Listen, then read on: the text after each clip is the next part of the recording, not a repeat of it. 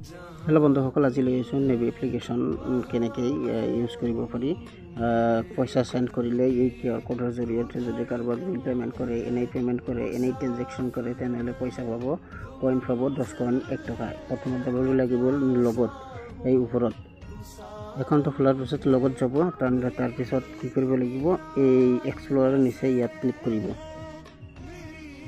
মোৰ ৰেকৰ্ডখন আপোনালোকৰ লগত শ্বেয়াৰ কৰিম।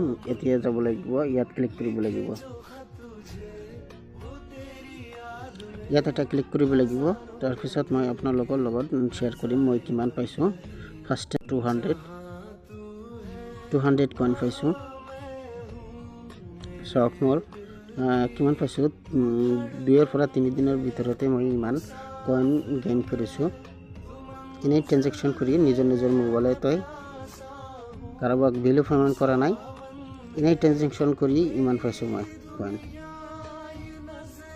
যদি আপোনালোকে কৰিব বিচাৰে তেনেহ'লে প্লে ষ্ট'ৰৰ পৰা নেভি এপ্লিকেশ্যন ডাউনলোড কৰক আৰু একাউণ্টটো এড কৰক। তাৰপিছত কিউআৰ কোডৰ জৰিয়তে ট্ৰান্সফাৰ কৰক। ট্ৰান্সফাৰ কৰিলেই পইচা পাব, কইন পাব। কইন মানে পইচা। ইনষ্টেণ্টলি আপোনালোকে উইথড্ৰ কৰিব পাৰিব।